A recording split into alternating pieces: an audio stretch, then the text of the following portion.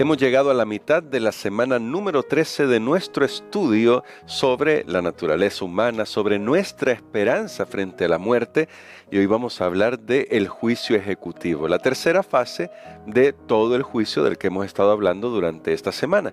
Así que vamos a pedir la dirección de Dios para comprender a qué se refiere esta fase y cómo debemos cuidarnos de algunos engaños que el enemigo trata de meter en todo este tema del juicio.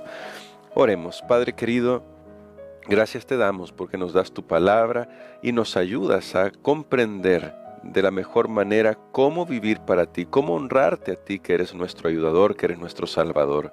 Ponemos en tus manos de amor nuestras vidas y suplicamos que nos acompañes en el nombre de Jesús. Amén. Para el tema de hoy, Pastor Dani Perla, nos encontramos con dos extremos. Me llama mucho la atención que la lección de escuela sabática trata de hacer énfasis en esos extremos porque son un peligro para nuestra comprensión del juicio y del carácter de Dios. Durante la Edad Media se representó a Dios como un ser severo. Ahí se crearon todas esas ideas del infierno eterno, del purgatorio y cosas por el estilo. Es un juez severo que no admite ninguna, severo y punitivo, que no admite ninguna misericordia en su juicio. Pero la tendencia actual parece mostrarnos a un padre permisivo, amoroso, que nunca castiga a sus hijos. Y pastor, pero en este caso, cuando hablamos del juicio ejecutivo y que se refiere a la destrucción final, ¿cómo podemos ver esto sin caer en esos dos extremos? Sin llegar a creer que Dios es un juez severo, que no lo es, y sin llegar a pensar después, como ya usted lo introducía ayer, de todas maneras Dios va a salvarlos a todos al final. Bueno, yo creo que cuando nosotros consideramos la motivación, o sea, ¿qué es lo que está motivando a Dios para hacer este juicio?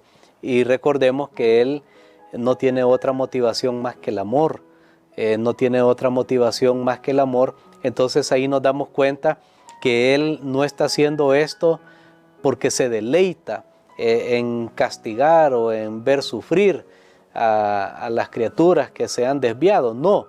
Realmente Dios no es así como se ha querido pintar muchas veces y muchos enfatizan lastimosamente ese aspecto de Dios porque se habla de juicio. Ahora yo voy a decir algo, pero por otro lado, no tiene ningún sentido que Dios inicie un juicio si al final no va a terminar en nada. Claro. O sea, está ese extremo, pero que la Biblia habla de juicio, sí habla, o sea, son cientos de veces que menciona juicio y juicio y juicio, o sea, en algo tiene que terminar, porque si no, ¿para qué va Dios mismo, ya que Él inspiró las Escrituras, para qué va a hablar de juicio si al final todos están eximidos? Nada más lejos de la realidad. Lo que nosotros tenemos que hacer es saber, sí, hay un juicio. Ahora, ¿por qué ese juicio? Porque tiene que darse respuesta a las acusaciones que Satanás ha hecho. Entonces ahí cambia totalmente la perspectiva. Muy bien, bueno, entonces, pastor, ¿qué enseña la Biblia sobre cómo es que se debe entender el juicio ejecutivo de Dios? Que ya quedó claro que eso es hacia el final del milenio, en la tercera venida del Señor Jesucristo, como se la ha llamado acá, como le hemos llamado en algunos otros estudios. ¿Cómo debemos entenderlo eso? A fin de que pueda quedar claro en nuestra cabeza los elementos que hemos planteado de las etapas del juicio. Muy bien, se le ha llamado al juicio ejecutivo, a la fase final, donde los impíos son resucitados, aquellos que no se salvaron, no fueron al cielo con Cristo, no estuvieron los 1000 años con Él, son resucitados para recibir su recompensa final. ¿Y cuál es? La paga del pecado es la muerte. Pero antes de recibir esa recompensa final, ellos son confrontados a través de lo que Dios, no sé si pantallas gigantes que va a poner Dios ahí, pero si el ser humano puede hacer eso, ahora imaginémonos, claro, en el caso de Dios, cada persona que se pierda va a ser confrontada con sus pecados y ahí se va a ver todas las oportunidades que Dios puso en su camino, que le llegó una revista, un libro, que escuchó la radio, que aquí, que allá, bueno, una predicación, un familiar. Ahí se va a ver todas las oportunidades, aún en aquellos casos que no había cristianismo. Alguien puede pensar, bueno, y allá los que estaban en la selva hace 500 años, ¿cómo? Bueno, Pablo dice, Dios también se le reveló por la naturaleza, el Espíritu Santo siempre estuvo influyendo en algunas personas, etcétera. Pero allí cada persona va a ser confrontada. Y sabe que hay algo bien interesante. Va a llegar un momento y que se va a cumplir el texto que dice, toda rodilla se doblará. Amén. Aún Satanás mismo va a decir, no es que Dios es justo, Dios tiene razón. Y va a ser examinado cada caso. Va a ser más bien examinado desde el punto de vista, es visto cada caso y la resolución final, y van a decir, no, Dios es justo. O sea, si nos estamos perdiendo es por nuestra propia decisión, no porque, como hay una camiseta que unos jóvenes habían puesto un lema, una frase que decía, el diablo me hizo hacerlo. No, ahí no va a haber excusa, que fue el diablo, que fue un familiar, nada, mis amigos. Ahí cada uno se dará cuenta que es su propia decisión. Por eso se le ha llamado juicio ejecutivo. Recordemos que el juicio es continuo, claro, pero llega hasta esta fase final. De hecho, ejecutivo porque ahí se ejecuta la sentencia, pero recordemos que en un sentido, este es el ejecutivo negativo, pero cuando Cristo vino por segunda vez, ahí se da la recompensa. En un sentido también, ya los justos han recibido su recompensa y van al cielo con Jesús. Ahora faltan los impíos que reciben su recompensa para perdición eterna. Ahora, en ese juicio Dios permite un elemento probatorio, voy a decirlo de esta manera, porque todavía queda algo más. Bueno, está bien, revisamos en el cielo, ¿verdad? Rechazó esta invitación, no quiso un estudio bíblico. Bueno, estoy poniendo solo algunos ejemplos, ¿verdad? Y entonces, pero todavía queda, pero ¿será? Y yo miraba a esa persona tan buena, no le hacía mal a nadie, solo que pues tenía ahí sus ídolos que adoraba. Y estoy hablando a lo largo de la historia, ¿verdad? ¿Y será que merecía perderse? A mí me llama la atención que Dios deja un elemento probatorio, que aquellos que sean resucitados después del milenio, lastimosamente están perdidos irremediablemente. ¿Y cómo lo comprobamos? Bueno, Apocalipsis capítulo número 20, y aquí está lo que va a acontecer después del milenio. Veamos lo que dice aquí el versículo. Podemos leer realmente el versículo, vamos a leer para ver el contexto, los versículos 7 al 9. Y dice así: cuando los 1000 años se cumplan, Satanás será suelto de su prisión y saldrá a engañar a las naciones que están en los 4 ángulos de la tierra, a Gog y a Magog, a fin de reunirlos para la batalla. Su número es como la arena del mar. Subieron por la anchura de la tierra y rodearon el campamento de los santos y la ciudad amada. Pero de Dios descendió fuego del cielo y los consumió. Muy bien, aquí tenemos un elemento. Bueno, dice, saldrá a engañar a las naciones. ¿Quiénes son las naciones? Son todos los impíos que han resucitado. Es increíble. Más atrás nos dice que es como la arena del mar. Aquí lo decía en este mismo pasaje que leímos, el versículo 8, como la arena del mar. Para mí es uno de los versículos más tristes. No hay razón para que tantos seres humanos se perdieran, porque Jesús amó al mundo, Dios amó al mundo, entregó a su Hijo único.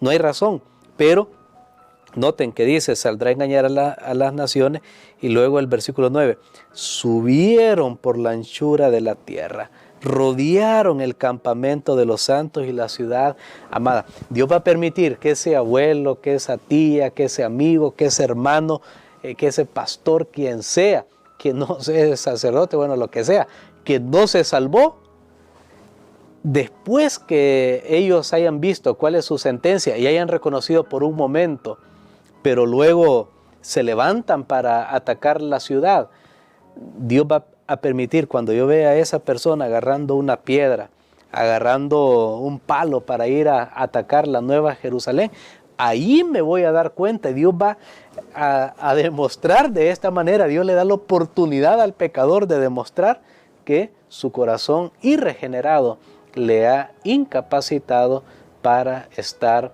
con Él por la eternidad. Entonces, ahí no va a quedar ninguna duda. Ninguna duda. Ninguna duda, porque esa persona que yo pensé, bueno, era tan bueno, es que recordemos, si ahora podemos hacer algo bueno, la Biblia dice, toda buena dádiva y don perfecto viene de Dios, porque el Espíritu Santo está trabajando todavía en nosotros. Muchos piensan, no, yo soy bueno y no necesito ir a la iglesia. No, tú no eres bueno, ni nadie es bueno. Si ahora hay impulsos de hacer algo bueno en nosotros, porque este es el Espíritu de Dios, media vez el Espíritu de Dios se retire de este mundo y de nuestras vidas, quedamos a merced de los engaños de Satanás, como lo vemos en este lugar. Así que, comprobado que el que se perdió, Dios va a dar ahí la evidencia y la prueba de que realmente fue su propia elección. En su corazón ha seguido siendo rebelde ante Dios. Y en este sentido, pastor, para terminar la reflexión de hoy, ¿cómo nos ayuda la cruz de Cristo a comprender el juicio ejecutivo? Porque es ahí donde algunos han pensado, si Jesús murió en la cruz, entonces todos deberían ser salvos, pero en realidad la cruz de Cristo nos dice algo sobre el juicio ejecutivo de Dios también. Es correcto, en la cruz ya hubo un juicio ejecutivo, ya la segunda muerte fue descargada sobre Jesús. Ya hemos mencionado por qué Él pudo resucitar, porque la segunda muerte es la muerte de la que ya no hay vuelta a la vida. En el caso de Jesús sí, porque recordemos, Él no pecó y Él tenía vida en sí mismo. Para resumir, dos grandes razones por las que Jesús, a pesar de que recibió el castigo del pecado, que es la segunda muerte, porque Él pudo resucitar. Entonces, ¿qué nos muestra Dios? Que Él estuvo dispuesto a asumir la penalidad del pecado. Eso es pura gracia. Quien tenía que ir a esa muerte era yo, éramos nosotros. Pero Dios dice, no, la voy a llevar yo. Entonces, quiere decir que el creyente ya no tiene que ir a la segunda muerte. Amén. No tiene que estar en ese capítulo 20 de Apocalipsis. No tiene que estar ahí.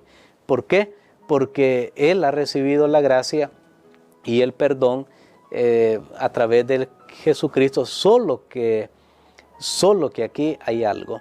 Dios no puede perdonar a los que no quieren ser perdonados. No puede salvar a los que no quieren ser salvos, a los que no quieren que Jesús sea su sustituto. Entonces Dios tiene que dejarlo, que ellos reciban las consecuencias del pecado. Pero, ¿qué sería lo mejor? ¿Qué es lo mejor? Lo mejor es aceptar la libre gracia de Dios para todos nosotros. Amén. Así que, pastor, quisiera que orara por nosotros para que hoy podamos ver cuán maravillosa es la gracia de Dios en la cruz del Calvario, que nos quiere librar de estar en el capítulo 20, como usted lo mencionaba, de Apocalipsis, y hoy es la oportunidad para hacerlo. Amén. Padre, te damos gracias, Señor, porque Jesús es nuestro Salvador. Gracias porque Él asumió el castigo de nuestro pecado. Gracias, Señor, porque por sus heridas hemos sido sanados. Ayúdanos a aferrarnos a esas promesas.